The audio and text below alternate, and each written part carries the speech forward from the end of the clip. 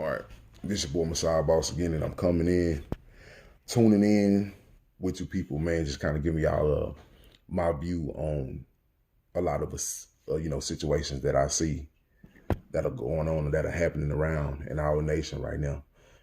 The NBA has boycotted. You know, we don't know how long this boycott is going to happen. We don't know if it's going to be just a game, a few games, but whether they're going to boycott the bubble for the rest of the season, no championship. As you seen the other day, I'm gonna post the videos and I'm gonna add it. Kenny Schmidt walked away from the post to be in solidarity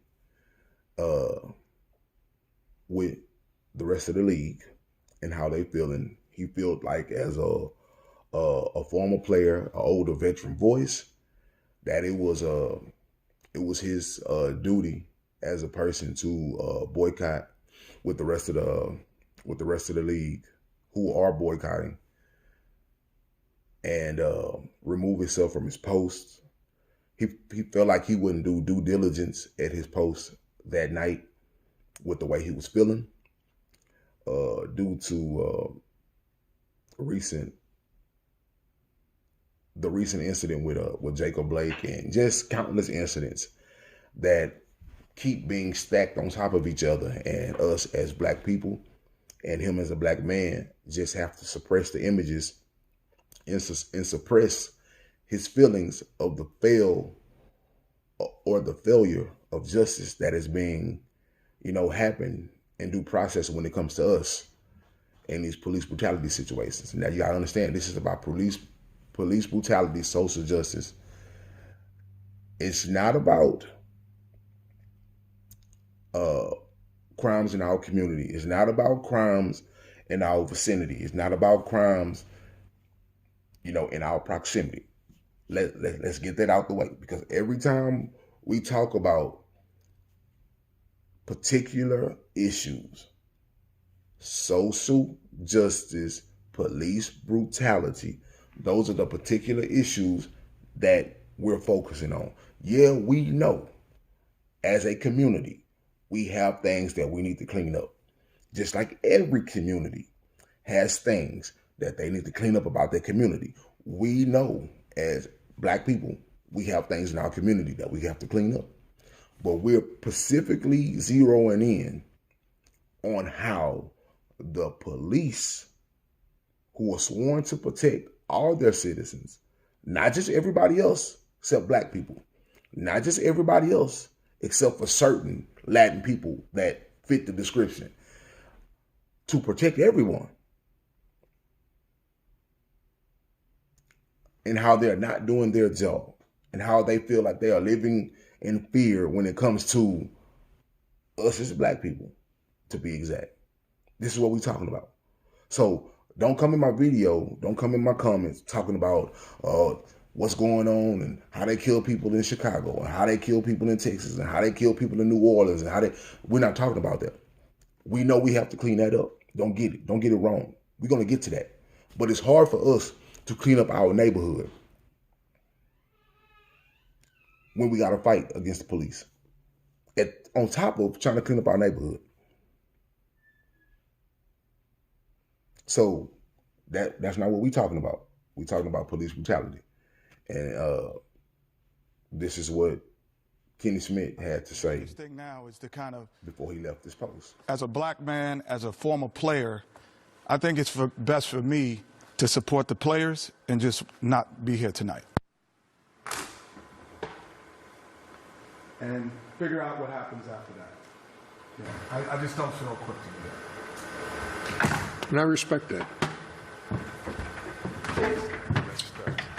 So we know it won't end tomorrow. We know that there's been 1 million marches and nothing will change tomorrow. We know vote. We keep hearing vote. Everybody vote. But I'm here to speak for those that are always marginalized. Those that live in these neighborhoods where we preach and tell them to vote and walk away. Charles Barkley came to my high school. Just seeing him in the locker room seeing his hands and his body, that inspired me. You can't see something, you can't be something till you see it. And when I tell you the little kids that have called me upset, I have a godson that has autism, and I just had to explain to him why we aren't playing. I have young nephews that I've had to talk to about death before they've even seen it in a movie. If not now, when? If not during a pandemic and countless lives being lost, if not now, when? That's all I just want to hear from the rest of the night, where everybody's pontificating and thinking and soapboxing and all of that. We know nothing is going to change. We get it. If Martin Luther King got shot and risked his life, Medgar Evers, if we've seen this and all of our heroes constantly taken down, we understand it's not going to end. But that does not mean, young men, that you don't do anything. Don't listen to these people telling you don't do anything, because it's not going to end right away. You are starting something for the next generation and the next generation to take over. Do you have to be smart? Yes. Do you have to make sure that you have a plan? Yes. Do you have to be articulate about that plan? Yes. All of those things. But that's what you're going to do. They're professionals. They know how to be the best of themselves. And so I applaud it. I applaud it because it is the young people. It is the young people leading the way. And I applaud them. So y'all seen the Kenny Smith video. Y'all seen he decided to join the players in the boycott. Beautiful thing. Beautiful thing. Hey, I'm not a person to judge how any man decides to make a decision or handle his business when it comes to a situation. That's up to you, because we all have to be accountable for the decisions that we make in life. You understand? We all have to sit back and think, when it's all said and done, was this the best decision for this situation? You know, we all have to do that. But I added Chris Webber's video after Kenny Smith's video. And that's the video I really want to talk about, because Chris Webber said some interesting things, and you can see the broad spectrum of what he was saying in his video. And he was telling the players, you know, that he applauded what they did. He applauded the boycotting, you know, he applauded that. And on the other end, he was telling them, you know, don't allow people to tell you that you're not doing anything, you know. And when I heard that, because he was like, you got to understand, it's the new generation, it's the younger kids that are leading the way. So be comfortable in the decision that you made. Be happy about the decision that you made. And don't let nobody tell you that you're not doing anything. Because no matter what decisions you made, if they want to boycott the rest of the season, it's going to make some type of impact. It's never going to change black men and women getting killed, you know, disproportionately by the police. It's not going to change that. Stop playing basketball, stop playing football. It's not going to change that at all. Because like the kneeling, it hasn't changed. You know what I'm saying? It hasn't changed. It's not going to change. Because we have to, this is what we have to understand. Even though we know it's geared towards black people, majority, like mainly, this bad behavior, this evil behavior, it's evil behavior. It's geared towards black people. What we have to understand is that this is a humanitarian like issue. Like, this is a humanity issue. You know, this is a pure, evil-spirited, wicked humanitarian issue of seeing black people as less than, as seeing black people as only that 2/3, as seeing black people as only property, which this country intended us to be back when it was writing its constitutions out. This is what this is. This is getting the Negro man and woman, and still in 2020 seeing them as nothing else but property. This is why I have a big problem when I see different merch and it says, like the property of WWE, the property of the NFL, the property of the NBA, the property of the Major League Baseball. I have an issue with that because I think that is intentional. And it's intentional for the black eye and the black mind, because the white eye and the white mind just think it's another day on the job. But when I see a black athlete or entertainer wearing something and it says the property of, it automatically resonates with my spirit and it hits me a different way. Because I understand this whole situation of being property. But when I listened to what Chris Webber said, and he said, let me start off with what he said. He was talking about having to explain to young men in his surroundings, in his life, about what's going on and why they're not playing the game. And it is a sad situation when you got to tell young kids, you can't move this way. You can't move that way. You can't move around like your buddy down the street. This is why we're not doing what we're doing because of X, Y, Z. They're killing us. They're killing people that look like me, and they're killing people that look like you. And you're looking at a kid that's 4 or 5 years old, maybe 6, 7, who really don't understand. And you're trying to get them to understand Tamir Rice. You're trying to get them to understand somebody just as young as them that got killed. Really just because he was a black kid.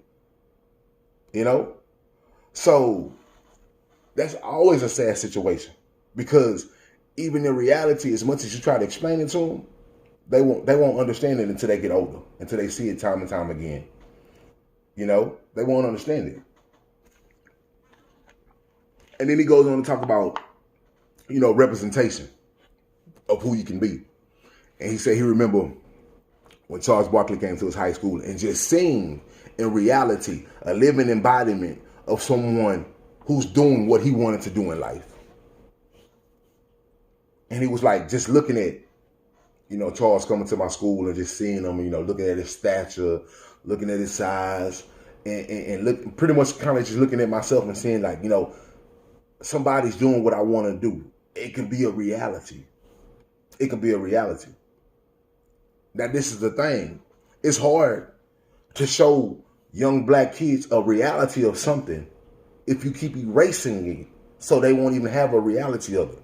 So it's hard to show young black kids greatness of a black person if you keep on erasing it at will because we're black.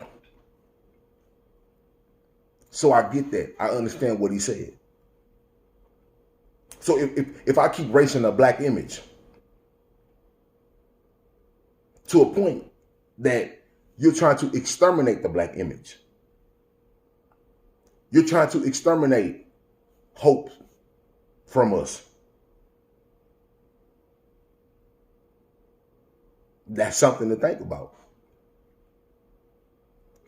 And then he goes on to tell, these young guys in the league, don't let no one tell you that you're not doing anything. And this is where I see that statement that it can go both ways. Because don't let no one minimize you to your gift. Don't let nobody tell you, just shut up and dribble the ball. Just get back on the court. Back to work. Back to work. Don't let nobody ever marginalize you and put you in that box. Just because I'm an entertainer, just because I play basketball or just because I play football, nobody's going to sun me and tell me all I need to do is just worry about playing football and basketball when I am a civilian when I'm off this court. When I'm a part of this society, when I'm off this court. My life is not just the court. My life is not just the field. My life is not just the ring. So never, to you athletes, never let nobody put you in that box and just make you just a athlete. To you entertainers, don't let nobody put you in that box and make you just a rapper, just a actor or actress. Don't let nobody make you feel like that, because that's part of our problem right now. So many people just think they are just what is on screen, and you're more than what is on screen. You have the right to step up and be an activist on behalf of the community, as a representation of part of the community that is living financially better, that is in a better, and that's in a better light, that is in a famous light. You have the right to do that. But he also said you have to be articulate about what you're doing. You have to be well thought out about what you're doing. You have to be well planned and well versed and about how you want to attack this thing. You can't just be coming out and say anything. And that's the problem with a lot of our people who do have money. They just come out and say whatever and think we're just being real. When in retrospective, you see them in other incidents sound very educated. But when it comes to our issues, it's just we just being real. We just being our casual real self. You have a right to lay this out the way you want it and be felt. And stop being pressured to not really speak your mind. Speak your mind. But make sure you speaking it to where people can understand it. So if you're going to do an interview as a rapper, don't be all served out and smoked out trying to talk about social issues. Even though a population of people might understand where you're coming from. But it's not about the people who already understand where you're coming from. It's about the other people who will look at you and be like, man, I stereotype this cat. And this cat just showed me that he's way smarter than what he is. That's what it's about. So don't let nobody put you in that box as you are just what your profession is.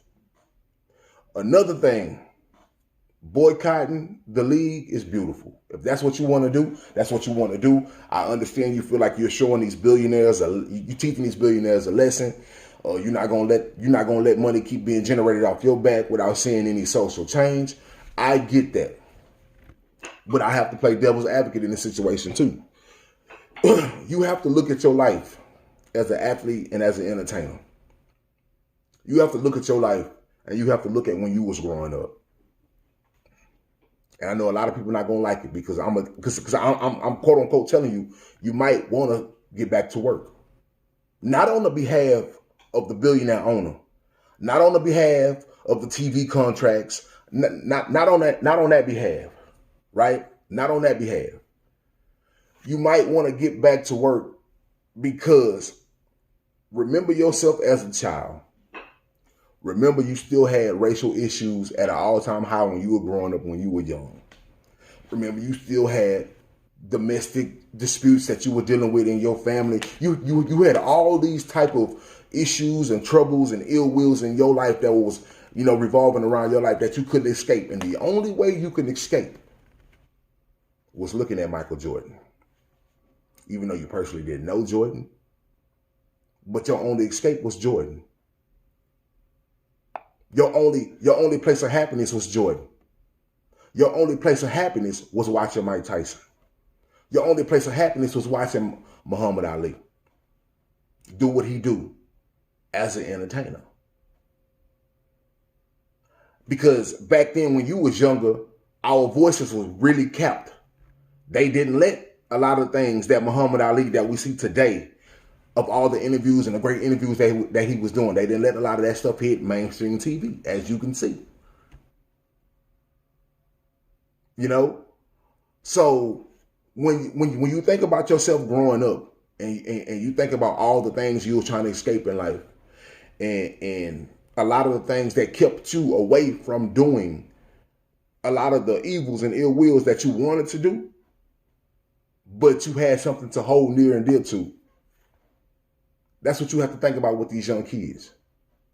Like I said, we got a pandemic going on.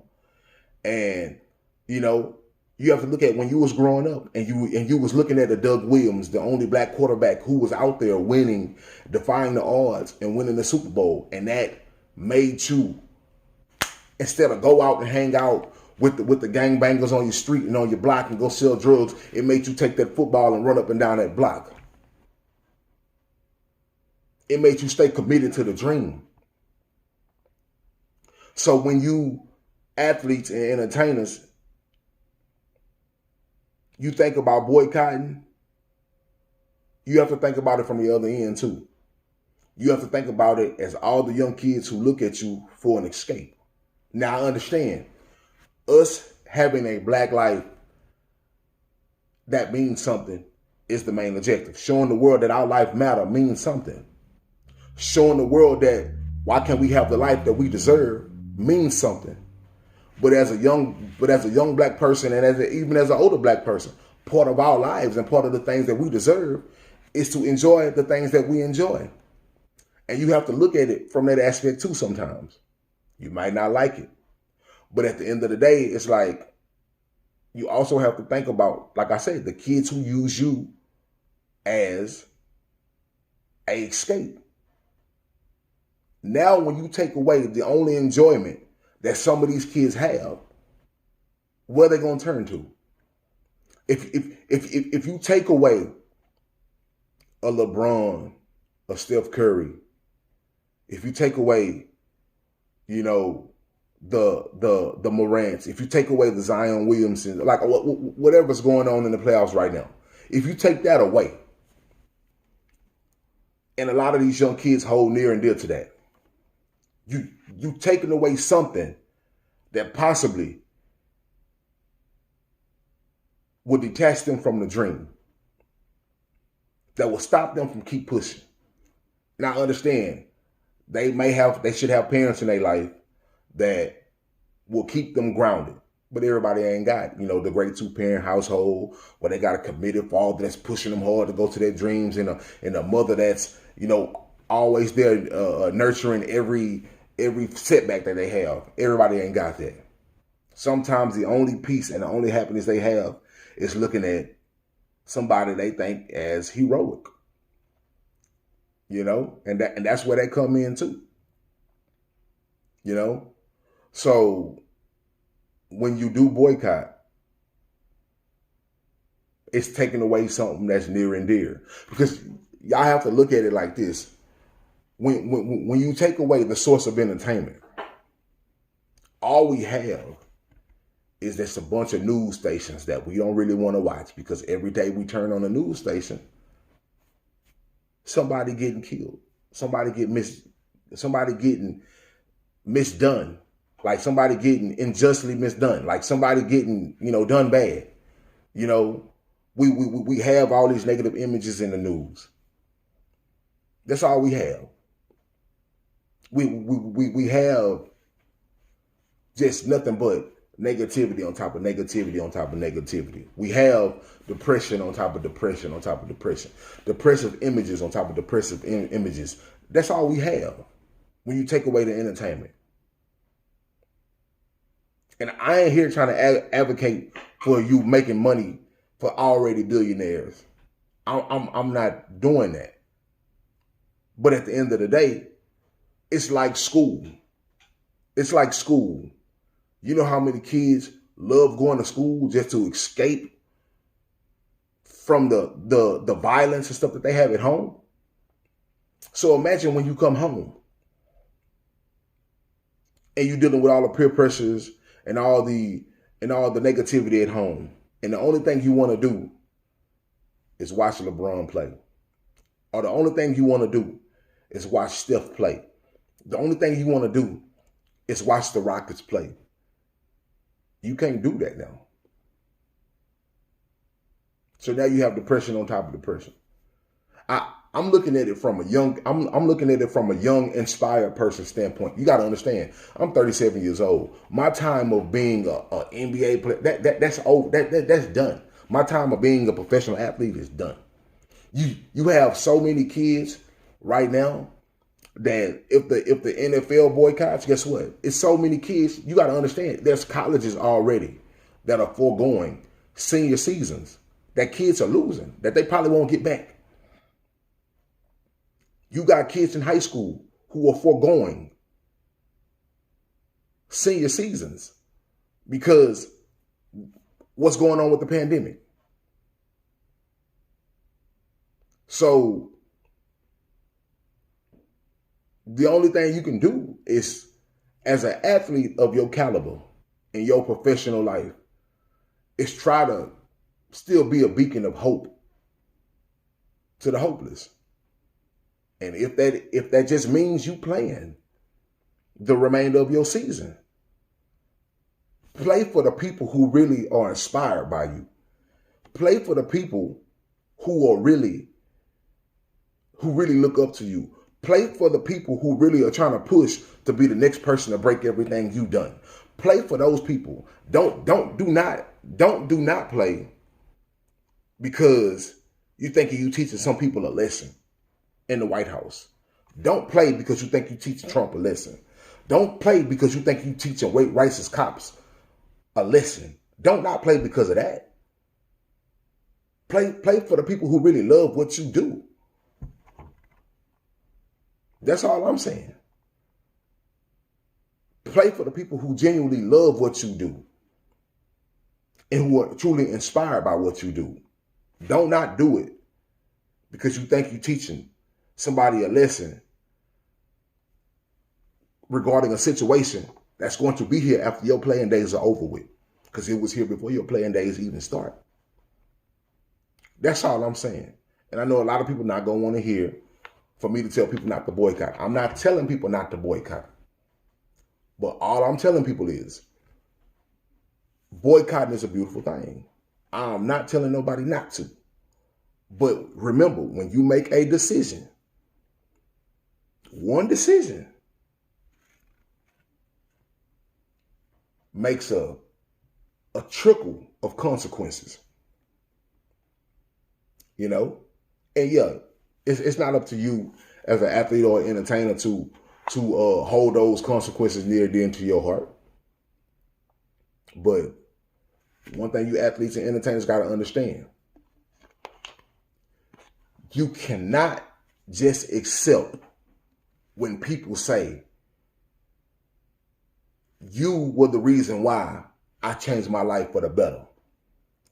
You were the reason why I wanted to do better in school. You can't just praise yourself in those moments and then turn around and then when you make a decision not to do what you do, and then a person said, I was so depressed when they decided to shut the league down. I was so depressed when you decided not to perform. I was so depressed when you decided not to do this, and be like, I ain't got nothing to do with that. You can't just take the praise. And then on top of that, when you make a decision to not fight through the issues,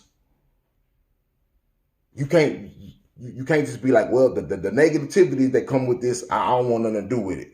But all the praise, I'm gonna take it. You know, I'm gonna accept all the stories of you helped me get through. You helped me through this point of life. You helped me become a better person. But when you make a decision not to do what you do in life, not to do what people really know you for, you can't look at those situations and be like, yeah, man, this person got depressed. I was so heartbroken. Like, it just made me hopeless when I seen that you decided not to do what you do. You got to look at those stories exactly how you look at the stories of when you're getting praised. That's all I'm saying. You know, you ain't got to personally take it to heart, but those type of incidents carry the same weight. You know, but until then, man, y'all seen it. NBA boycotting. You know, tell me what y'all think. Tell me what y'all think. And do y'all think they should boycott the rest of the season, the rest of the bubble, and just have this be the vacant season, the social justice season, no champion, you know, like, or should they get back to playing? You know, but if you want to tell me they should get back to playing, give me like a reason like I gave you. Don't give me no reason like, oh, they just whiny millionaires and they just they don't have to deal with it. Yeah, I can talk about that, but that's on a different topic. Let me know what y'all think of the video. Till then, it's your boy Messiah Boss, and I'm out.